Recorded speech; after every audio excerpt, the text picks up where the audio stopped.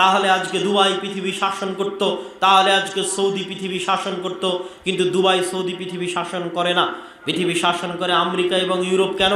America ইউরোপের দুবাইয়ের মতো বুর্জ খলিফা না থাকলেও আমেরিকা এবং ইউরোপের অক্সফোর্ড আছে, ক্যামব্রিজ আছে, জ্ঞান বিজ্ঞান এবং গবেষণায় বিশ্বের সর্বোচ্চ স্থানে মুসলমানদের চাইতে 500 বছর এগিয়ে আছে। আমি তাদের প্রশংসা করার জন্য নয়, আমি তাদেরকে উপরে ওঠানোর জন্য নয়, এবং ঈমানওয়ালা মুসলমানদের ছোট করার জন্য নয়। কেননা ঈমানের মূল্য সকল কিছুর উপরে।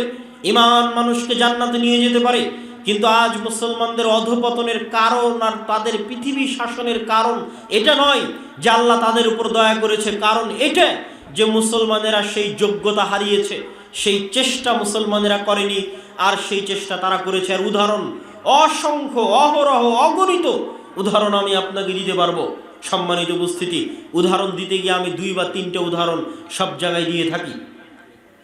তার একটা উদাহরণ নেন, ভূমধ্য সাগর নামে পৃথিবীতে একটা সাগর আছে, যে সাগরের এক পাশে হচ্ছে লিবিয়া, এক পাশে হচ্ছে মরক্কো, এক পাশে হচ্ছে আলজেরিয়া। লিবিয়া, মরক্কো, আলজেরিয়া এগুলো হচ্ছে ভূমধ্য সাগরের এক পাড়ে। আর ভূমধ্য সাগরের আর এক পাড়ে, ভূমধ্য সাগরের উত্তর পাড়ে হচ্ছে ইতালি, স্পেন, ফ্রান্স, গ্রিস ইত্যাদি রাষ্ট্রগুলো। সারা মুসলিম বিশ্বের বিভিন্ন দেশ থেকে শত শত মুসলমান যুবক অবৈধ পন্থায় এই লিবিয়ার সমুদ্র বন্দরে একত্রিত হয় অবৈধভাবে ইউরোপে প্রবেশ করার জন্য। অসংখ্য বাংলাদেশি যুবক আছে যারা দুবাইয়ের ভিসা নিয়ে এখান থেকে দুবাই গেছে, দুবাই থেকে লিবিয়ার ভিসা নিয়ে লিবিয়া গেছে, লিবিয়া থেকে মরুভূমির মধ্যে দিয়ে দালালের হাত ধরে এই সমুদ্র বন্দরে গেছে। ওই সমুদ্র বন্দর থেকে রাতের অন্ধকারে রাত 12টার সময় একটা নৌকা ছাড়ে প্রত্যেক দিন, প্রতিনিয়ত, যে নৌকাগুলো বাতাস দিয়ে ফুলানো থাকে। রোহিঙ্গারা তাও কাঠের নৌকায় এসেছিল, বাতাস দিয়ে ফুলানো ওই নৌকায় 300-400 জন আরোহী আরোহণ করে। এই 300-400 জন আরোহীর 300-400 জনই মুসলমান। সারা বিশ্বের মুসলমানদের করুণ চিত্র এই একটা ছবিতে, একটা পিকচারে আপনি দেখতে পাবেন। সবই মুসলমান। তাদের জীবনের টার্গেট এখন দুটাই, হয় এই নৌকা ভূমধ্য সাগরে ডুবে তারা মারা যাবে, মৃত্যুবরণ করবে, আর না হয় ইতালি, ফ্রান্স, স্পেন, জার্মানির কোনো কোস্টগার্ড, কোনো সীমান্তরক্ষী, সমুদ্ররক্ষী বাহিনী তাদেরকে আশ্রয় দিবে, শরণার্থী হিসেবে আশ্রয় দিবে। শরণার্থী হিসেবে আশ্রয় দেওয়ার পর অবৈধভাবে তাদের যাত্রা শুরু হওয়ার পর তারপরে একটা সময় গিয়ে তারা পাসপোর্ট, বৈধ লিগ্যাল ডকুমেন্টের তারা অধিকারী হবে, এবং তারা ওই ইউরোপ এবং আমেরিকার দেশে গিয়ে হয় ট্যাক্সি ড্রাইভার, না হয় দোকানদার, না হয় রেস্টুরেন্টের ওয়েটার, আর না হয় কেয়ার হোমের জব। এই সমস্ত কার্যক্রমে, এই সমস্ত চাকরিতে তারা যুক্ত হবে। আমি কখনোই আমার ওই সমস্ত ভাইকে আমি ছোট করে কথা বলছি না, বা মধ্যপ্রাচ্যের দেশে আমাদের যে সমস্ত ভাইয়েরা লেবারি করে তাদেরকে ছোট করে কথা বলছি না। আমাদের এই ভাগ্যের জন্য আমরাই দায়ী, কেননা আমরা কোনোদিন পড়াশোনা এবং শিক্ষার গুরুত্ব দেইনি। যারা বৈধ পন্থাতেও যাচ্ছে এই সমস্ত দেশ থেকে, তাদেরও টার্গেট থাকে না যে তারা বৈধ পন্থায় গিয়ে বিশ্ববিদ্যালয়ের টিচার হবে, ইউরোপ আমেরিকায় গিয়ে বিশ্ববিদ্যালয়ের টিচার হবে, মেডিকেলের প্রফেসর হবে, বা বিজ্ঞান গবেষণা ইনস্টিটিউটে গবেষক হবে, এরকম টার্গেট থাকে না। তাদেরও টার্গেট থাকে তারা কোনো মতে ইউরোপ আমেরিকায় গেলে হয় রেস্টুরেন্টের ওয়েটার হবে, না হলে ট্যাক্সির ড্রাইভার হবে, না হলে কেয়ার হোমের জব করবে। এই তাদের লক্ষ্য উদ্দেশ্য। কেন? তাদের শিক্ষাগত যোগ্যতা নাই, তাদেরকে শিক্ষাগত যোগ্যতা দেওয়া হয়নি। আর কেনই বা রাষ্ট্র, কেনই বা সরকার তাদেরকে শিক্ষা দিবে? কেন সরকার চাইবে না তাদেরকে শিক্ষা দিতে? তারও কারণ আপনাকে বলে দিচ্ছি। শিক্ষা মানুষকে আত্মমর্যাদা দেয়, শিক্ষা মানুষকে আত্মসম্মান দেয়। যখন মানুষ আত্মমর্যাদা এবং আত্মসম্মান পায়, তখন মানুষ আর গোলামি করে না, তখন মানুষ 10 টাকা 5 টাকার সামনে বিক্রি হয় না। কিন্তু যখন মানুষের কাছে শিক্ষা থাকে না, যখন মানুষ মদখোর হয়, জুয়াখোর হয়, গাঞ্জাখোর হয়, তখন তাকে 5টা টাকা দিয়ে বলতে পারবেন ওকে মেরে দাও, 5টা টাকা দিয়ে বলতে পারবেন অমুক গাড়িতে আগুন দাও, 5টা টাকা দিয়ে বলতে পারবেন অমুক বাসে আগুন দাও, তখন সে বিক্রি হয়ে যাবে।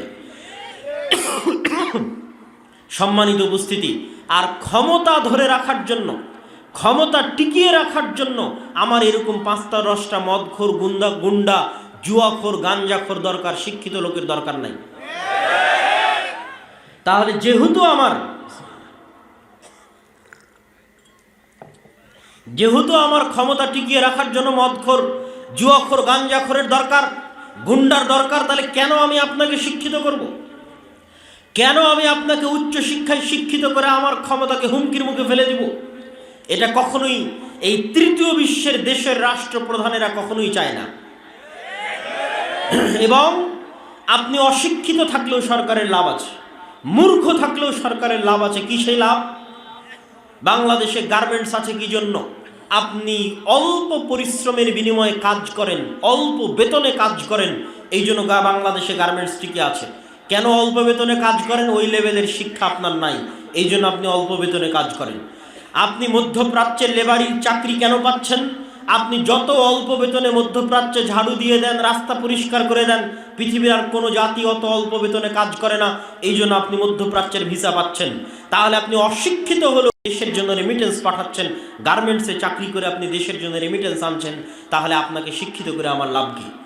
একে তো আপনাকে মূর্খ রাখাই, অশিক্ষিত রাখাই, আপনাকে আমি টাকার বিনিময়ে ক্রয় করে নিতে পারছি, আর দ্বিতীয়ত আপনার মাধ্যমে আমার দেশে রেমিটেন্সও আসতেছে। সম্মানিত উপস্থিতি, কি বলছিলাম সারা বিশ্বে মুসলমানদের শিক্ষার ভয়াবহ অবস্থার কথা। ইউরোপ আমেরিকার অবস্থা তুলে ধরলাম, বাংলাদেশের মুসলমানদের অবস্থা তুলে ধরলাম। ভারতের এমনও স্টেট আছে, এমনও জেলা আছে, এমনও থানা আছে, যেখানে যদি আপনি ওই থানায়, ওই জেলায়, ওই স্টেটে, ওই আদালতে হওয়া মামলার জরিপ করেন, পরিসংখ্যান করেন যে এই আদালতে চুরির মামলা, ডাকাতির মামলা, মদ জুয়ার মামলা কত পার্সেন্ট হয়েছে, তাহলে দেখবেন 100টা মামলার 80টা মামলা মুসলমানদের নামে। এটা মিথ্যা মামলা নয়। মিথ্যা মামলা তখনই যখন জঙ্গিবাদের নামে গ্রেফতার করবে, কিন্তু 100টার 80টাই দেখবেন চুরি, ডাকাতি, জুয়া, রাহাজানি, মদ ইত্যাদির মামলায় গ্রেফতার হয়ে আছে মুসলমানেরা, মামলা হয়ে আছে মুসলমানদের নামে। মানে একটা জাতির 80 ভাগ মানুষ, 60 ভাগ মানুষ যদি জুয়া, মদ ইত্যাদির সাথে জড়িত হয়ে যায়, তাহলে সেই জাতির ভবিষ্যৎ কি হবে? আপনি আরব বিশ্বের মুসলমানদের অবস্থা দেখেন, মধ্যপ্রাচ্যের মুসলমানদের অবস্থা দেখেন। আল্লাহ সুবহানাহু ওয়া তাআলা তাদেরকে অঢেল সম্পদ দিয়েছে, অঢেল টাকা পয়সা দিয়েছে। পাশেই ফিলিস্তিনে প্রতিদিন লক্ষ লক্ষ, হাজার হাজার মুসলিম মা এবং বোনকে হত্যা করা হচ্ছে। সেখানে পাশেই মধ্যপ্রাচ্যের দেশগুলো ফুটবল বিশ্বকাপ আয়োজনের প্রস্তুতি নিচ্ছে, গান বাজনা আয়োজনের প্রস্তুতি নিচ্ছে, বিনোদনের প্রস্তুতি নিচ্ছে, পর্যটনের প্রস্তুতি নিচ্ছে। তাদের লক্ষ থেকে কোটি টাকা তারা বিনোদন এবং পর্যটনের জন্য ব্যয় করে দিচ্ছে। এই হচ্ছে সারা বিশ্বের মুসলমানদের অবস্থা। আপনি আপনার মসজিদের, এলাকার মসজিদে চলে আসেন। আপনার এলাকার মসজিদে, ওই যে শুরু করেছিলাম এলাকার মসজিদ দিয়ে, টাইলস আছে, এসি আছে, সবই আছে, কিন্তু মসজিদে দিন শিক্ষার ব্যবস্থা নাই। আপনাদের উদ্দেশ্যে একটা প্রশ্ন করতে চাই, মসজিদের এলাকার আশেপাশের পুরো গ্রাম যদি মদখোর, জুয়াখোরে পরিপূর্ণ হয়ে যায়, তাহলে স্বর্ণের মসজিদ দিয়ে আপনি কি করবেন বলেন? স্বর্ণের মসজিদ দিয়ে আপনার কি কাজ? আর যদি মসজিদই না থাকে, ওই মসজিদের টাইলস, এসি, লাইট, ফ্যান বাজারে বিক্রি করে দিয়ে অত্র অঞ্চলের মুসলমানের সন্তানের যদি শিক্ষার ব্যবস্থা করেন, দিন শিক্ষার ব্যবস্থা করেন, মসজিদ লাগবে না, মানুষ খোলা মাঠে সালাত আদায় করবে। জুইলাত লিয়াল আরযু মাসজিদা, আমার জন্য পুরো পৃথিবীকে মসজিদ বানিয়ে দেওয়া হয়েছে। সম্মানিত উপস্থিতি, এই জন্য মসজিদ ভিত্তিক দিন শিক্ষার গুরুত্ব। আমি আপনাকে আরও এক ধাপ এগিয়ে বলি, ইউরোপিয়ান এবং আমেরিকানরা কিভাবে চিন্তা করে, তাদের চিন্তাটা আপনার সাথে শেয়ার করি। যে আপনি যদি আজকে আপনার মসজিদের কমিটির সদস্য করে দেন 5 জন ইউরোপিয়ানকে, 5 জন আমেরিকানকে, তাহলে তারা কি করবে? তারা আপনার মসজিদের প্রথম মিটিংয়ে যদি দেখে যে আপনার মসজিদের ফান্ডে টাকা আছে 10 টাকা, তাহলে 10 টাকার 5 টাকা আগে শিক্ষায় ব্যয় করবে। 10 টাকার 5 টাকা আগে কোথায় ব্যয় করবে? শিক্ষায় ব্যয় করবে। এই একটা জিনিস তারা খুব ভালো বোঝে, একটা জিনিস তারা তাদের রক্তের সাথে মিশে গেছে। আপনি বাসে উঠলে দেখবেন মানুষ বই পড়তেছে, ট্রেনে উঠলে দেখবেন মানুষ বই পড়তেছে, পার্কে গেলে দেখবেন মানুষ বই পড়ছে, অথচ সে অমুসলিম, অথচ সে মুমিন নয়, তার অন্তরে ঈমান নাই, তার গায়ে কাপড় নাই, সে বেপর্দা অবস্থায় আছে, কিন্তু তার হাতে বই আছে। আর পুরো বাংলাদেশ ঘুরেন, আপনি কোথায় দেখবেন যে বই আছে? চলমান যে সিলেবাস, এই সিলেবাসে তো বইকে আরও বাদ দেওয়া হয়েছে। সম্পূর্ণ 10, 15, 20 বছর পর যেন আর বাংলাদেশে এই চলমান যে সিলেবাস ছিল, এই সিলেবাসে যে কয়েকটা ডাক্তার অন্তত তৈরি হতো, যে কয়েকটা ইঞ্জিনিয়ার অন্তত তৈরি হতো, যে কয়েকটা বিজ্ঞানী অন্তত তৈরি হতো, যে কয়েকটা ভালো শিক্ষক, প্রফেসর, ডক্টরেট ডিগ্রিধারী গবেষক অন্তত তৈরি হতো, আজ থেকে 10, 15, 20 বছর পর যেন আর ডাক্তারও তৈরি না হয়, আর ইঞ্জিনিয়ারও তৈরি না হয়, আর এরকম গবেষক, শিক্ষক, প্রফেসরও তৈরি না হয়, তার ব্যবস্থা হয়ে গেছে। তখন আর বিদেশে যাওয়া লাগবে না চিকিৎসা করতে। দেখবেন বাংলাদেশের সব মেডিকেলে চাকরি করছে বিদেশিরা। দেশের ডাক্তারই নাই তো কি করবে? তখন ওই যেমন পদ্মা সেতুতে আমাদের ইঞ্জিনিয়ার নাই, সব লেবার আমরা, তো দেখবেন সব মেডিকেল ক্লিনিকে আর আমাদের ডাক্তার নাই। আমরা তখন আপনাদের এই রোহনপুরের মানুষ তখন ওই মেডিকেল ক্লিনিকের পরিচ্ছন্ন কর্মী, আর ডাক্তারগুলো সব বিদেশ থেকে আসছে। সব বিশ্ববিদ্যালয়ের টিচারগুলো দেখবেন বিদেশ থেকে আসছে, দেশের টাকা সব বিদেশে পাচার। তো 10, 15, 20 বছর পরে এই যে চলমান যে সিলেবাস, এই সিলেবাস চলতে থাকলে আর ওইভাবে আমাদের যতটুকু অন্তত শিক্ষার জায়গা ছিল, উন্নয়নের জায়গা ছিল, সেটিও আমরা হারিয়ে ফেলবো।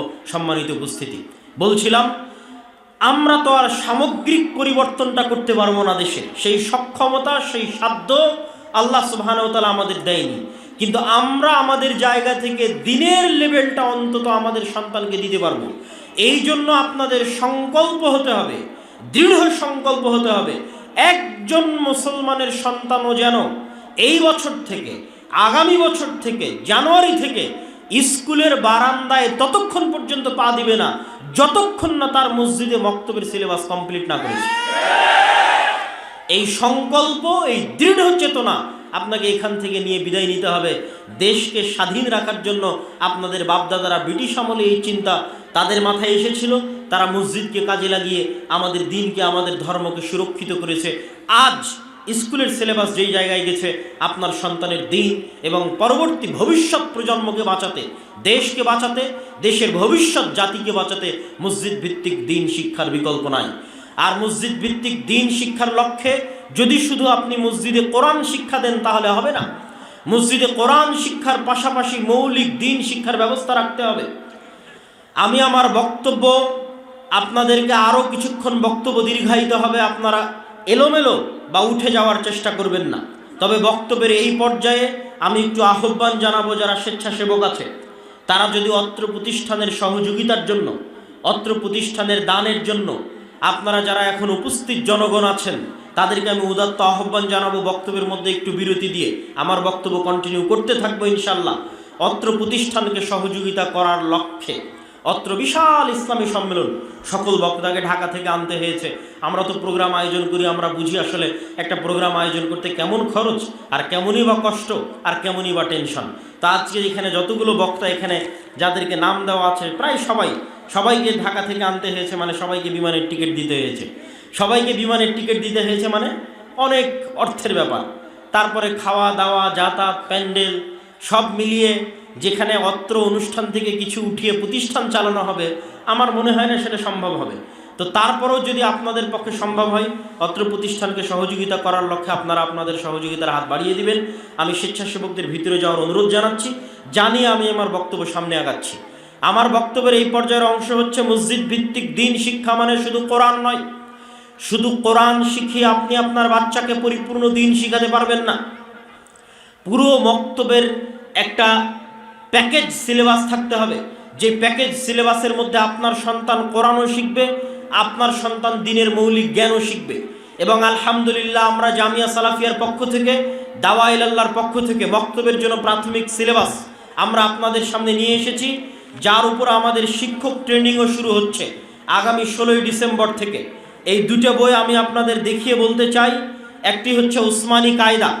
আমরা উসমান ইবনে আফফান, যিনি কোরআনকে তার আসল অবস্থার উপর জমা করে বাকি সকল বিভিন্ন বিকৃত কোরআনকে জ্বালিয়ে আসল অবস্থার উপর কোরআনকে রেখেছিলেন, সে উসমান ইবনে আফফান রাদিয়াল্লাহু তাআলা আনহুর নামের দিকে নিসবত করে যে কোনো প্রকার ভুল থেকে মুক্ত রেখে, প্রচলিত ভুল থেকে মুক্ত রেখে একটা ব্যতিক্রমধর্মী কায়দা তৈরি করা আছে উসমানী কায়দা। এই কায়দা আপনারা যদি অ্যাপসেও যান তাহলে দাওয়া ইলাল্লাহর অ্যাপসে গেলে এই কায়দার উচ্চারণও আপনারা পাবেন। আর এই কায়দার উপর ট্রেনিংও হবে আগামী 16 তারিখ থেকে, বিভিন্ন মক্তবের শিক্ষক মণ্ডলীর ট্রেনিং হবে। আর মৌলিক দিন শিক্ষার জন্য আদর্শ শিক্ষা নামে একটি বই আছে। এই দুটি বই আপনারা আমাদের স্টলে পাবেন সামনে হাতের ডানে।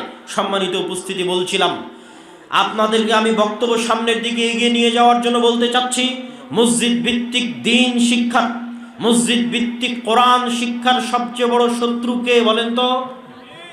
একটু জোরে বলেন তো কে? ইবলিস। মসজিদ ভিত্তিক দ্বীন শিক্ষা, মসজিদ ভিত্তিক কোরআন শিক্ষার সবচেয়ে বড় শত্রু হচ্ছে ইবলিস। কেন আমি ইবলিসকে বললাম সবচেয়ে বড় শত্রু, তার দলিল এবার আপনাদের সামনে পেশ করি। আল্লাহ সুবহানাহু ওয়া তাআলা পবিত্র কোরআন মাজিদে বলছেন, আউযু বিল্লাহি মিনাশ শাইতানির রাজিম ফাস্তাইজ বিল, তোমরা পরিত্রাণ প্রার্থনা করো আল্লাহ সুবহানাহু তাআলার নিকটে। কি থেকে পরিত্রাণ চাইবে? মিনাশ শাইতানির রাজিম, বিতাড়িত শয়তান থেকে। লক্ষণীয় হচ্ছে আল্লাহ সুবহানাহু তাআলা এবং তার রাসূল অন্য সকল কাজে বিসমিল্লাহ দিয়ে শুরু করার আদেশ দিয়েছেন। সকল কল্যাণকর কাজ বিসমিল্লাহ দিয়ে শুরু করার আদেশ দেওয়া হয়েছে, কিন্তু কোরআন শুরু করতে বলা হয়েছে কি দিয়ে? শয়তান থেকে পরিত্রাণ চেয়ে কোরআন শুরু করতে বলা হয়েছে। আপনারা আজকে যারা এখানে যতজন উপস্থিত হয়েছেন, যতদূর পর্যন্ত মাইকের আওয়াজ যাচ্ছে, যত মা বোন রাস্তাঘাটে চলাচল করছেন, সকলের উদ্দেশ্যে জিজ্ঞেস করতে চাই, সর্বশেষ কতদিন থেকে আপনি কোরআন পড়েননি? সর্বশেষ কতদিন যাবৎ আপনি কোরআন হাতে নিয়ে দেখেননি? ইসআলু আনফুসাকুম, নিজেকে জিজ্ঞেস করে দেখেন। আর প্রশ্ন করেন, যতদিন থেকে আপনি কোরআন হাতে নিয়ে দেখেননি, পড়ে দেখেননি, ততদিন থেকে শয়তান আপনাকে কোরআন হাতে নিতে দেয়নি। আপনার বাড়িতে যতদিন থেকে কোরআন তেলাওয়াত হয় না, লাস্ট যতদিন থেকে আপনার বাড়িতে কোরআন তেলাওয়াত হয় না, ততদিন থেকে ওই বাড়িতে শয়তান কোরআন তেলাওয়াত করতে দেয়নি। কোরআনের সবচেয়ে বড় শত্রু হচ্ছে শয়তান। আর শয়তান কোনো কাল্পনিক চরিত্র নয়, শয়তান একটা বাস্তব চরিত্র। আমাদের সবচেয়ে বড় ভুল হচ্ছে আমরা মনে করি ভূত একটা অদৃশ্য বস্তু, সেই অদৃশ্য বস্তুতে আমরা তখনই বিশ্বাস করি যখন অসুখ হয়। রহনপুর চাঁপাইনবাবগঞ্জের মানুষের অসুখ হলেই ভূতে ধরে, আর সেই ভূতের চিকিৎসার জন্য চলে যায় কবিরাজের কাছে। আর আমি আজকে আপনাকে বলে যাচ্ছি, আমাদের 24 ঘন্টা আমাদেরকে ভূতে ধরে আছে। আল্লাহ নিজে কোরআন মাজিদে বলছেন, আল্লাহ রাসূল হাদিসে বলছেন, 24 ঘন্টা আমাদেরকে ভূতে ধরে আছে। ভূত মানে যদি জিন হয়, জিনের একটা অংশ যদি শয়তান হয়, আল্লাহর বাণী যদি সত্য হয়, আল্লাহর রাসূলের বাণী যদি সত্য হয়, তাহলে 24 ঘন্টা আমাদেরকে শয়তান আমাদেরকে প্ররোচনা দিচ্ছে। আর শয়তানকে আল্লাহ এমন ক্ষমতা দিয়েছে, এমন পাওয়ারফুল শক্তিশালী ক্ষমতা দিয়েছে। আল্লাহ সুবহানাহু ওয়া তাআলা কোরআন মাজিদে বলছেন, ইউসবিসু ফি সুদুরিন নাস, শয়তান সরাসরি মানুষের অন্তরে মেসেজ দিতে পারে। এই মোবাইল আমার যতই উন্নত হোক, এই মোবাইলে বাটন চাপলে আপনার অন্তরে মেসেজ যাবে না। গেলে এত কিলোমিটার পথ আমাদেরকে সফর করে আসা লাগতো না, এত কিলোমিটার পথ সফর করে এসে মুখে চিল্লিয়ে বলে আপনার কান দিয়ে ঢুকাতে হচ্ছে। মানে দুনিয়াতে এরকম কোনো যন্ত্র আবিষ্কার হয়নি যেটা মুখ দিয়ে বলা বাদে, চোখ দিয়ে পড়া বাদে, কান দিয়ে শোনা বাদে সরাসরি অন্তরে ইনস্টল করা যাবে। এরকম কিছু আবিষ্কার হয়েছে? এরকম কিছু আবিষ্কার হয়নি, কিন্তু এই প্রযুক্তি আল্লাহ শয়তানকে দিয়ে দিয়েছে। শয়তানের ক্ষেত্রে আল্লাহ বলেছে, ইউসবিসু ফি সুদুরিন নাস, সরাসরি মানুষের অন্তরে মেসেজ দিতে পারে শয়তান।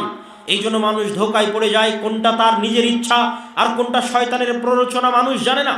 মানুষ অন্ধকারে আছে, মানুষ পথ ভ্রষ্টতার মধ্যে আছে। এই জন্য মানুষকে অন্ধকার থেকে বাঁচাতে আল্লাহ কোরআন পাঠিয়েছে।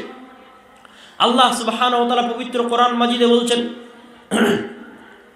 ফাইম্মা ইয়াতিয়ান্নাকুম মিন্নী হুদান ফামান তাবিআ হুদায়া ফালা খাউফুন আলাইহিম ওয়ালা হুম ইয়াহজানুন। এবং আর এক আয়াতে, এরই পূর্বের আয়াতে আল্লাহ সুবহানাহু ওয়া তাআলা বলে দিয়েছেন, কুল নাহবিতু মিনহা জামিআ, আজকে তোমরা এখান থেকে সবাই নেমে যাও, তোমরা একজন আরেকজনের শত্রু। আল্লাহ ইবলিসকে এবং আদমকে পরস্পরের শত্রু বানিয়ে দিয়েছেন।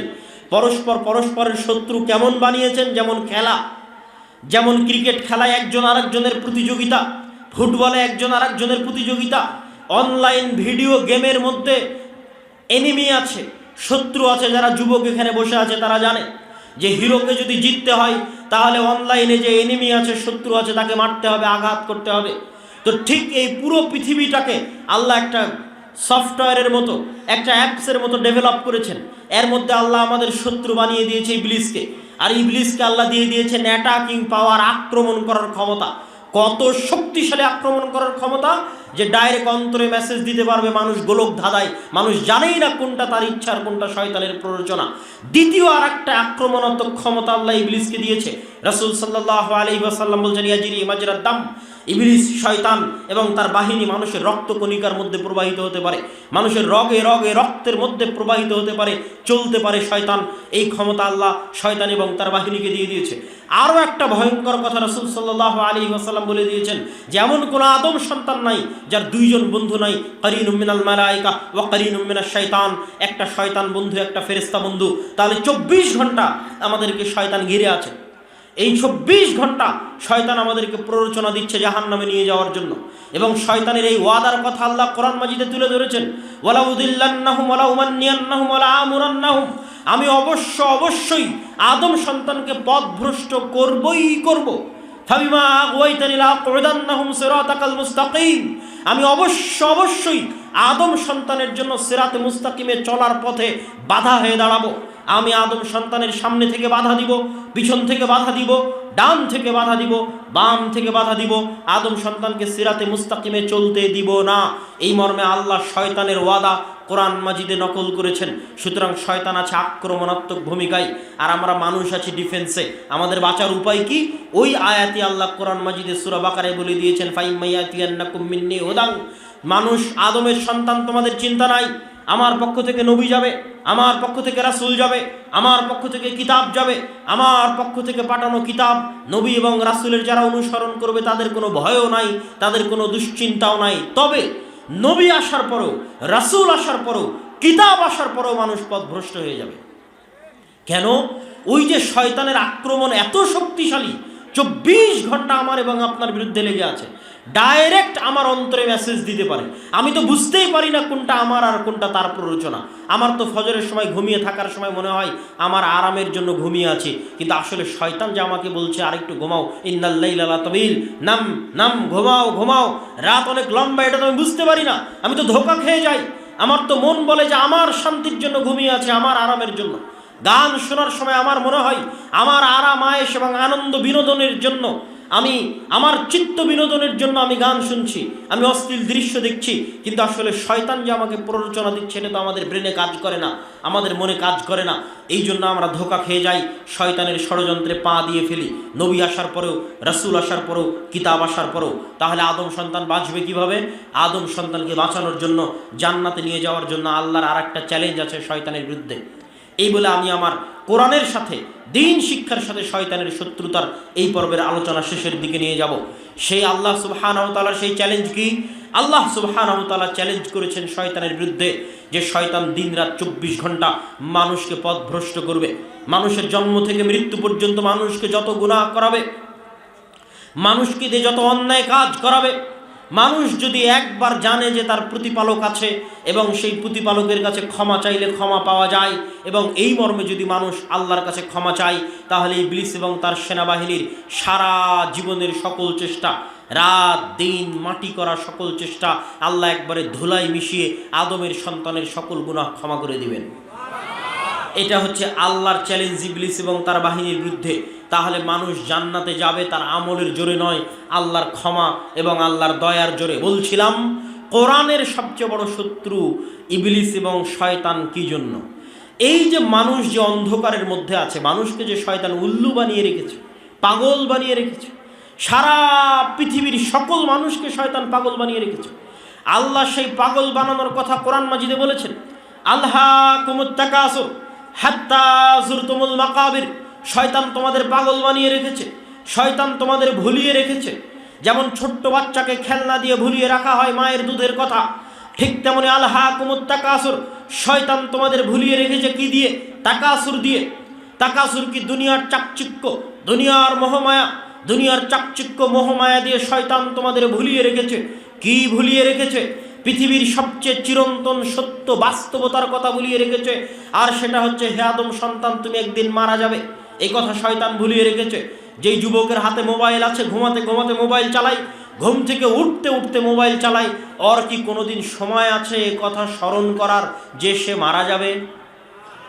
একটু কথা বলেন। যে যুবক ঘুমাতে ঘুমাতে মোবাইল চালায়, ঘুম থেকে উঠে আবার মোবাইলে হাত দেয়, এর কি এ কথা স্মরণ করার সময় আছে যে সে একদিন মারা যাবে? এমনভাবে দুনিয়ার জুয়া, দুনিয়ার নেশা আমাদেরকে ঘিরে ধরেছে, দুনিয়ার উন্নত প্রযুক্তি আমাদের হাতে পায়ে এমনভাবে বেড়ি বেঁধে দিয়েছে, দাসত্বের বেড়ি, পায়ে দাসত্বের বেড়ি, হাতে দাসত্বের বেড়ি, চোখে মুখে দাসত্বের বেড়ি, যা আমাদের সারা জীবনে একবারও মনে করার সময় নাই যে আমরা মারা যেতে পারি বা মারা যাব, অথচ এটাই সবচেয়ে বড় সত্য। এটার কথাই আল্লাহ কোরআনে বলছে, আলহাকুমুত তাকাসুর, শয়তান তোমাদের দুনিয়ার চাকচিক্য দিয়ে তোমাদের ভুলিয়ে রাখবে, ছোট্ট বাচ্চার মতো পাগল বানিয়ে রাখবে, উল্লু বানিয়ে রাখবে। কতক্ষণ পর্যন্ত বানিয়ে রাখবে? হাত্তা যুরতুমুল মাকাবির, যেই দিন তোমরা নিজেরাই মরে যাবে।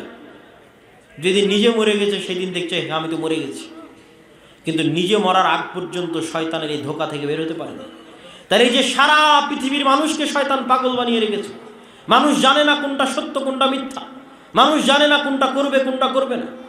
মানুষকে শয়তান 24 ঘন্টা প্ররোচনা দিচ্ছে, এসি কেনার জন্য লোন কর, ফ্রিজ কেনার জন্য লোন কর, মোটরসাইকেল কেনার জন্য সুদে টাকা নে, বাড়ি করার জন্য সুদে টাকা নে। 24 ঘন্টা মানুষকে আরাম আয়েশের জন্য সুদে টাকা নেওয়ার জন্য শয়তান মানুষকে প্ররোচনা দিচ্ছে।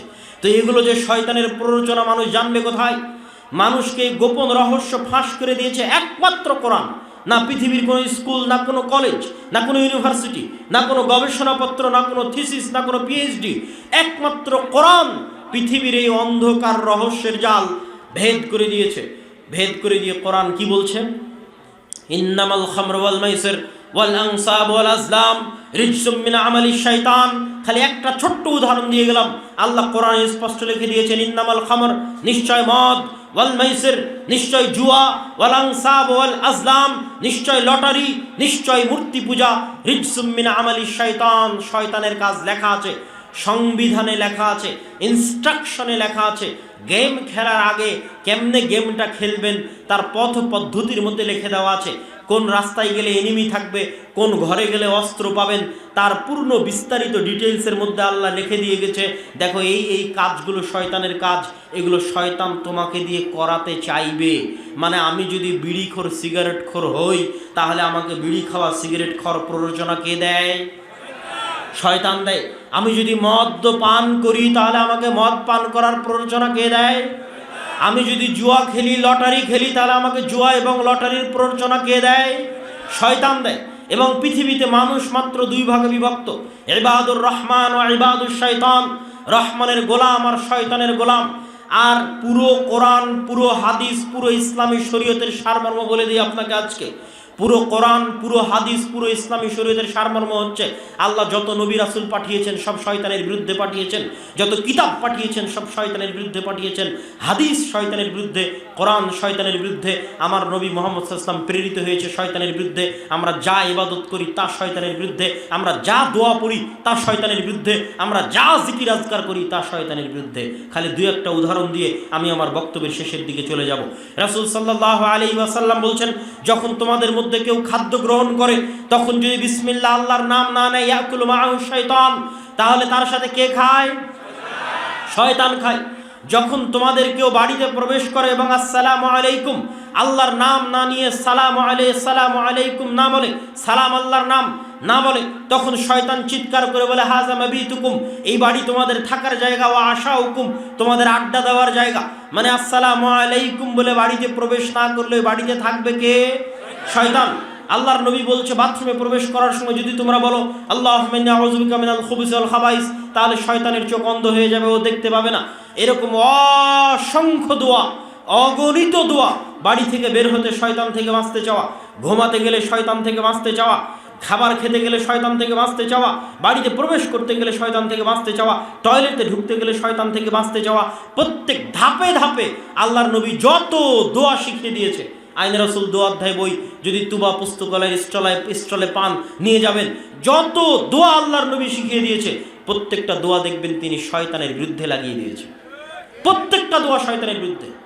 আপনি পুরো কোরআন পড়েন, পৃষ্ঠার পর পৃষ্ঠা উল্টাতে থাকবেন, আর দেখবেন আল্লাহ ধাপে ধাপে পদে পদে শয়তানের কথা বলছে, আর বলছে ইন্নাশ শাইতানা লাকুম আদুউম মুবিন, নিশ্চয় শয়তান তোমাদের প্রকাশ্য শত্রু। এবার আমাকে বলেন, শয়তান কাল্পনিক চরিত্র না বাস্তব? খালি কি অসুখ হলে ভূতে ধরে? না 24 ঘন্টা ভূত লেগে আছে? 24 ঘন্টা। 24 ঘন্টা মানুষের পিছনে শয়তান লেগে আছে এবং আমাদেরকে পথভ্রষ্ট করে জাহান্নামে নিয়ে যাওয়ার চেষ্টা করছে। এটা হচ্ছে এই পৃথিবীর গেম। এই পৃথিবীর এই গেমে যদি আমরা জিততে চাই তাহলে শয়তানের বিরুদ্ধে এই লড়াই আমাদের জিততে হবে। আর শয়তানের বিরুদ্ধে এই লড়াইয়ে জিততে হলে কোরআন ছাড়া, কোরআন বুঝা ছাড়া, কোরআন পড়া ছাড়া, কোরআন শিখা ছাড়া এবং মসজিদ ভিত্তিক দ্বীন শিক্ষা বাস্তবায়ন করা ছাড়া আর দ্বিতীয় কোনো রাস্তা নাই। অতএব যারা আজকে এখানে উপস্থিত হয়েছেন, যেখান থেকে উপস্থিত হয়েছেন চলেছে, কিন্তু নিন্দা করলেও ওটার সামান্য এবং অল্প বা ইনসাফের অংশটা কল্যাণকর। আল্লাহ কি নিন্দা করেছে কোরআনে ইহুদিদের? আল্লাহ নিন্দা করেছে যে ইত্তাখাযু আহবারাহুম ওয়া রুহবানাহুম আরবাবাম মিন দুনিল্লাহ, যে ইহুদিরা তাদের আলেম, তাদের রাবাই, তাদের পাদ্রীদেরকে আল্লাহ বানিয়ে নিয়েছে। আল্লাহ কোরআনে বলছেন ইহুদিরা তাদের রাবাই, তাদের পাদ্রী, তাদের আলেমদেরকে তাদের আল্লাহ রব বানিয়ে নিয়েছে। আজকেও যদি আপনি কোনো ইহুদি সমাজ ব্যবস্থা দেখেন, একটা ইহুদি যদি রেস্টুরেন্টে যান, তাহলে রেস্টুরেন্টে চাকরির জন্য কয়েকটা পদ আছে। যেমন রেস্টুরেন্টের ওয়েটারের একটা পদ আছে, রেস্টুরেন্টের হিসাব রক্ষকের একটা পদ আছে, রেস্টুরেন্টে থালি বাসন মাজবে তার একটা পদ আছে, রেস্টুরেন্টে রান্না করবে বাবুর্চি তার একটা পদ আছে। এখন আপনি যদি ইহুদি রেস্টুরেন্টে যান তাহলে নতুন আর একটা পদ পাবেন। সেটা হচ্ছে প্রত্যেক ইহুদি রেস্টুরেন্টে একজন আলেম থাকবে, ইহুদিদের আলেম। ওই ইহুদির আলেমের হাত দিয়ে প্রথম চুলাটা জ্বলবে, ওই ইহুদি আলেমের হাত দিয়ে জবাই হবে, ওই ইহুদি আলেমের হাত দিয়ে রান্নার স্টার্টিংটা হবে। আমি তাদের সমাজ ব্যবস্থার কথা বলছি। কিন্তু তারা এই জিনিসটাকে তথা তাদের নিজস্ব আলেম, রাবাই এবং পাদ্রীদেরকে কোথায় নিয়ে গেছে? যেটা আল্লাহ নিন্দা করছেন যে তারা রব বানিয়ে নিয়েছে। তারা এমন পর্যায়ে নিয়ে গেছে যে আলেম যদি আল্লাহর করা কোনো হারামকে হালাল করে দেয়, আলেম যদি আল্লাহর করা কোনো হালালকে হারাম করে দেয়, তাহলে ইহুদিরা সেটাই মেনে নেয়, আল্লাহর বিধানকে মানে না। যেমন আল্লাহ তার সকল আসমানি কিতাবে জেনাকে হারাম করেছেন, অবৈধ সম্পর্ককে, ব্যভিচারকে হারাম করেছেন। এখন কোনো ইহুদি মেয়ে যদি রাবাইর কাছে অনুমতি প্রার্থনা করে, পাদ্রীর কাছে অনুমতি প্রার্থনা করে যে ইসরায়েলের স্বার্থে গোয়েন্দাগিরি করার জন্য আমাকে উমুকের বিছানায় যাওয়া লাগবে, আমার কি কোনো গুনাহ হবে? তাহলে ইহুদি আলেম বলে দিবে না, তোমার কোনো গুনাহ হবে না, তুমি যাও, এটা তোমার জন্য হালাল। বলেন নাউজুবিল্লাহ। তখন তারা মনে করে নিবে এটা হালাল। এটাই আল্লাহ বলেছে ইত্তাখাযু আহবারাহুম ওয়া রুহবানাহুম আরবাবাম মিন দুনিল্লাহ, যে ইহুদিরা শিরিক করে। শিরিকটা কোথায় করে? তারা তাদের আলেমকে, পাদ্রীকে, রাবাইকে আল্লাহর জায়গায় বসিয়ে দিয়েছে। আল্লাহর হারামকে তারা হালাল করে, হালালকে তারা হারাম করে, এবং সেটাই তারা মেনে নেয়। তাকলিদ, এক কথায় অন্ধ তাকলিদ।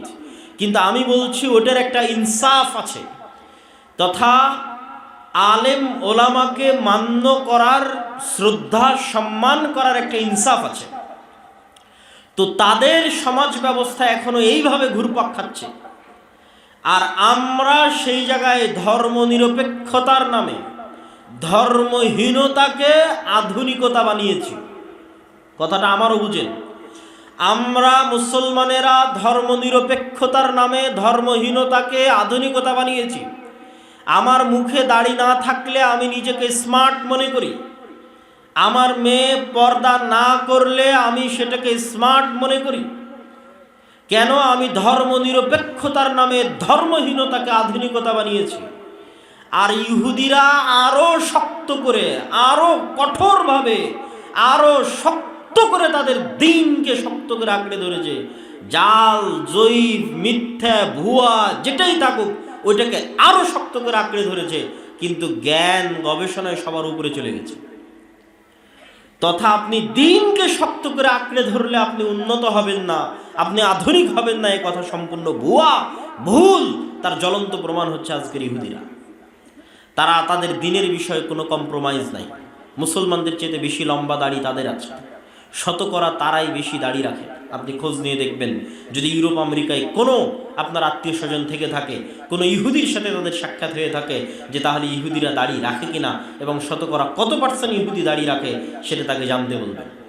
সম্মানিত উপস্থিতি। কিন্তু আমরা মুসলমানেরা ধর্মনিরপেক্ষতার নামে ধর্মহীনতাকে আমাদের আধুনিকতার মানদণ্ড বানিয়ে নিয়েছি। ফলত আমাদের সমাজ যে মসজিদ ভিত্তিক প্রতিষ্ঠিত হবে, মসজিদকে কেন্দ্র করে প্রতিষ্ঠিত হবে, মসজিদের ইমামের যে একটা অবস্থান থাকবে সমাজে, এটা আমরা সম্পূর্ণরূপে হারিয়ে ফেলেছি। ফলত আল্লাহ সুবহানাহু ওয়া তাআলা পৃথিবীতে আমাদেরকে নিচে নামিয়ে দিয়েছেন। আমাদের মান সম্মান ইজ্জত মর্যাদা আল্লাহ সুবহানাহু ওয়া তাআলা কমিয়ে দিয়েছেন। সম্মানিত উপস্থিতি, বলছিলাম মসজিদের কথা। তো মসজিদ হচ্ছে মাল্টি ফাংশনাল। মসজিদে শুধু রমজান মাসের ফিতরা বন্টন হবে এই জন্য মসজিদ তৈরি করা হয়নি। মসজিদে শুধু কুরবানির গোশত বন্টন হবে এই জন্য মসজিদ তৈরি করা হয়নি। মসজিদে শুধু মানুষ মারা গেলে তার খাটলি রাখা হবে, খাটলি রাখার জায়গা থাকবে এই জন্য মসজিদ তৈরি করা হয়নি। মসজিদে শুধু 5 ওয়াক্ত সালাত আদায়ের পর মসজিদ দরজা বন্ধ করে দেওয়া হবে এই জন্য মসজিদ তৈরি করা হয়নি। এটা ইসলামে মসজিদের থিওরি নয়, এটা ইসলামে মসজিদের জায়গা নয়, এটা ইসলামে মসজিদের তত্ত্ব নয়। ইসলামে মসজিদের তত্ত্ব, মসজিদের থিওরি, মসজিদের জায়গা হচ্ছে এই সারা বাংলাদেশে হাজার হাজার লক্ষ লক্ষ বিঘা সম্পত্তি মসজিদের নামে ওয়াকফ করা আছে। সেটা তো আজ থেকে 200, 250, 300 বছর আগে সমগ্র ভারত, বাংলাদেশ, পাকিস্তানের 5 ভাগের 1 ভাগ সম্পত্তি মসজিদ মাদ্রাসার নামে ওয়াকফ করা ছিল। সমগ্র ভারত, পাকিস্তান, বাংলাদেশকে 5 ভাগ করলে তার 1 ভাগ যত লক্ষ বিঘা সম্পত্তি হবে, তত লক্ষ বিঘা সম্পত্তি পাক ভারতে মুসলমানদের মসজিদ মাদ্রাসার নামে ওয়াকফ ছিল, যেটা ব্রিটিশরা লাখেরাত সম্পত্তি বাজেয়াপ্তকরণের নামে মুসলমানদের কাছ থেকে ছিনিয়ে নিয়েছিল। তাহলে আজকে যে শত শত বিঘা সম্পত্তি মসজিদ মাদ্রাসার নামে ওয়াকফ আছে, এগুলো ওই লাখেরাত সম্পত্তি বাজেয়াপ্ত হওয়ার পরের, মানে এগুলো 150-200 বছরের বেশি এগুলোর বয়স নয়। এখন মসজিদ মাদ্রাসার নামে যা জমি জায়গা আছে এগুলোর বয়স 50 বছর, 100 বছর, 150 বছর, 200 বছর। তার মানে কি 200 বছর আগে রহনপুরে মুসলমান ছিল না? ছিল। 200 বছর আগেও, 800 বছর আগেও রহনপুরে মুসলমান ছিল। তারাও মসজিদ মাদ্রাসার জন্য জমি ওয়াকফ করে গেছিল, ওগুলো ব্রিটিশরা বাজেয়াপ্ত করে নিয়েছিল। এখন আপনার রহনপুরে মসজিদ মাদ্রাসার নামে যেগুলো ওয়াকফ হয়েছে এগুলো 20 বছর আগে, 30 বছর, 50 বছর আগে, 100 বছর, 150 বছর আগে, খুব জোর 200 বছর আগে। বলছিলাম এই সমগ্র বাংলাদেশে যত বিঘা সম্পত্তি মসজিদের নামে ওয়াকফ করা আছে এবং যত মসজিদ এই সম্পত্তির উপর বিল্ডিং আকারে প্রতিষ্ঠিত আছে, এত মসজিদ এবং এত সম্পত্তি যদি আপনি আজকে কোনো খ্রিস্টান মিশনারিকে দিয়ে দেন, আপনি আজকে ব্রাককে দিয়ে দেন, বা যে কোনো প্রকার বিদেশি বেসরকারি এনজিও সংস্থাগুলোকে দিয়ে দেন, এই নাও এত লক্ষ বিঘা সম্পত্তি তোমার নামে থাকলো, আর এই যে এতগুলো বিল্ডিং তোমার নামে থাকলো, তাহলে তারা 24 ঘন্টার মধ্যে এদেশে শিক্ষার বিপ্লব ঘটাতে পারবে। তাদের শিক্ষার এটা সক্ষম, তারা করছে। গোটা বাংলাদেশে ব্রাক 25 থেকে 30 হাজার স্কুল পরিচালনা করে, অথচ ব্রাকের নামে 1 ছটাক জমি মানুষের ওয়াকফ করা নাই। তাহলে ব্রাক মানুষের জমি ভাড়া নিয়ে ভাঙ্গা বেড়া ভাঙ্গা টিনে আপনার সন্তানকে শিখাবে, এই গরজ তার, এই জন্য সেই স্কুল পরিচালনা করছে। এখনো এদেশের সর্বশ্রেষ্ঠ স্কুল খ্রিস্টান মিশনারি বা খ্রিস্টান যারা আছে তারাই পরিচালিত করে থাকে। শিক্ষার গুরুত্ব, শিক্ষার মর্যাদা, শিক্ষার প্রয়োজনীয়তা এখনো তাদের কাছে আছে, এবং তাদের যেটা আলটিমেট গোল, সর্বশেষ তাদের যেটা টার্গেট, সেটা হচ্ছে সন্তান আপনি জন্ম দিবেন আর আপনার সন্তানকে শিখাবে ইবলিস। সন্তান আপনি জন্ম দিবেন আর আপনার সন্তান যে সিলেবাস পড়বে ওই সিলেবাস প্রণয়ন করবে ইবলিস। ইবলিসের সবচেয়ে বড় চেষ্টা হচ্ছে আদম সন্তানকে নিচে নামানো। আদম সন্তানকে নিচে নামাতে গিয়ে, আদম সন্তানের মান সম্মান অপমানিত করতে গিয়ে ইবলিসের সবচেয়ে বড় টার্গেট হচ্ছে আদম সন্তানের চারিত্রিক বিকৃতি ঘটানো, আত্মপরিচয়ের বিকৃতি ঘটানো। এই আত্মপরিচয়ের বিকৃতি ঘটাতে গিয়ে পাশ্চাত্য সমাজে সিলেবাসের অন্তর্ভুক্ত করা হয়েছে। একটা বাচ্চাকে ছোটবেলায় পড়ানো হয় যে তুমি ছেলে কি মেয়ে এই সিদ্ধান্ত নেওয়ার স্বাধীনতা তোমার। তুমি যদি মনে করো আমি ছেলে তাহলে তুমি ছেলে, তুমি যদি মনে করো যে না আমি ছেলে না আমি মেয়ে তাহলে তুমি মেয়ে। এইভাবে আত্মপরিচয়ের সংকটে ফেলে LGBTQ এর নামে আপনার সন্তান সন্ততিকে তথা আদমের সন্তানকে নিম্ন স্তরে নামিয়ে আনা, নিজস্ব মান মর্যাদা সম্মান আত্মপরিচয় চারিত্রিক উন্নতির জায়গা থেকে অনেক অধপতন বিকৃতি নিচুর জায়গায় নামিয়ে আনা, এটা হচ্ছে ইবলিসের সবচেয়ে বড় চাওয়া। এটাতে ইবলিস মজা পায়, এটাতে ইবলিস আনন্দ পায়। যখন কোনো মানুষকে সে আত্মপরিচয়ের সংকটে ভুগিয়ে নিচে নামিয়ে আনতে পারে, খারাপ বানিয়ে দিতে পারে। এই জন্য আজ সারা বিশ্বের সিলেবাসগুলো পরিবর্তন হয়ে যাচ্ছে, বাংলাদেশের সিলেবাস পরিবর্তন হয়ে যাচ্ছে। বাংলাদেশের বিশ্ববিদ্যালয়ে প্রধান অতিথি হিসেবে, বিশাল চিফ গেস্ট হিসেবে ছাত্রদের সামনে বক্তব্য দিবে ট্রান্সজেন্ডার তথা হিজড়া। হিজড়া বাংলাদেশের বিশ্ববিদ্যালয়ের ছাত্রদের সামনে প্রধান অতিথি হিসেবে, চিফ গেস্ট হিসেবে বক্তব্য দিবে। এই কালচারে ছাত্রদেরকে, পরবর্তী প্রজন্মকে বড় করানোর একটা বিশাল এজেন্ডা নিয়ে ইবলিস এবং তার সেনাবাহিনী কাজ করছে। আমি কখনোই এটার জন্য কোনো সরকার, কোনো রাষ্ট্র বা কোনো ব্যক্তিকে দায়ী করি না। আমি একদম আমার প্রত্যেকটা বক্তব্যে আমি কোট করে বলেছি, টু দ্য পয়েন্ট উল্লেখ করে বলেছি যে এটার জন্য দায়ী হচ্ছে ইবলিস। এটা ইবলিসের চেষ্টা, ইবলিসের পরিশ্রম। কিন্তু দুঃখজনক হলো পৃথিবীতে কিছু ইবলিসের গোলাম আছে যারা তার নিজেদের নামে পরিচয় দেয় মানুষ, কিন্তু এরা মানুষ নয়, এরা গোলাম হচ্ছে ইবলিসের। এই সমস্ত ইবলিসের গোলাম, ইবলিসের দালাল এবং ইবলিসের লেসপেন্সারেরা আমার এবং আপনার সন্তানের ভবিষ্যৎ, চারিত্রিক উন্নতি, আত্মপরিচয়, মুসলমানিত্বের পরিচয়কে নষ্ট করার জন্য সমগ্র পৃথিবীর মুসলিম বিশ্বে, মুসলিম দেশে সিলেবাস পরিবর্তন করছে। তারই ধারাবাহিকতায় বাংলাদেশের সিলেবাসও পরিবর্তন হয়েছে। এবং বাংলাদেশের সিলেবাসে সবচেয়ে দুঃখজনক, সবচেয়ে কষ্টদায়ক যে বিষয়টি অন্তর্ভুক্ত হয়েছে, যেটা ভাবলে শরীর শিউরে ওঠে, যেটা ভাবলে মনে হয় যে আমাদের পূর্বপুরুষরা কি লক্ষ্য নিয়ে, কি উদ্দেশ্য নিয়ে, কি আশা নিয়ে এই মানচিত্র আমাদেরকে দিয়ে গেছিলেন, সেটার সাথে আমরা কতটা বেঈমানি এবং কতটা নিমক হারামি করেছি এবং করছি, সেটা ভাবলে আফসোস হয় এবং গা শিউরে ওঠে। একটা হচ্ছে হারামেরও একটা লেভেল আছে, হারামের একটা কোয়ালিটি আছে। মানুষ যদি কোনো হারাম গুনাহ গোপনে করে, আল্লাহ সুবহানাহু তাআলা সেই গুনাহ ক্ষমা করে দেওয়ার সম্ভাবনা বেশি, কেননা সেই গুনাহটা গোপন রেখেছে, মানুষের সামনে গল্প করেনি এবং অন্যের গুনাহ আরেকজনের সামনে ফাঁস করেনি, জানিয়ে দেয়নি। নিজের গুনাহ গোপন রেখেছে, আল্লাহ তার গুনাহ ক্ষমা করে দিবেন দ্রুত এবং তাড়াতাড়ি, সম্ভাবনা বেশি। কিন্তু মানুষ যদি গুনাহ প্রকাশ্যে করে, আলানিয়াহ করে, এবং শুধু প্রকাশ্য নয়, সেই গুনাহকে যদি মানুষ সিলেবাসের অন্তর্ভুক্ত বানিয়ে দেয় যে প্রত্যেক মুসলমানের সন্তানকে স্কুলে ভর্তি হওয়া মানেই তাকে নাচ শিখতে হবে, প্রত্যেক মুসলমানের সন্তান স্কুলে ভর্তি হওয়া মানেই তাকে গান শিখতে হবে, এই যে একটা গুনাহকে সমাজের এমন একটা লেভেলে নিয়ে যাওয়া, যে একটা সিলেবাসের অন্তর্ভুক্ত করে দেওয়া প্রকাশ্যে আলানিয়া, এটা আল্লাহ সুবহানাহু তাআলার গজব আসার কারণ এবং মাধ্যম হয়ে যেতে পারে। সম্মানিত উপস্থিতি, এইরকম এক ভয়ঙ্কর এবং ভয়াবহ পরিস্থিতিতে, এরকম এক ভয়ানক পরিস্থিতিতে আপনি আপনার সন্তানদের ভবিষ্যৎ বাঁচাবেন কিভাবে? আপনাদের ভবিষ্যৎ প্রজন্ম বাঁচাবেন কিভাবে?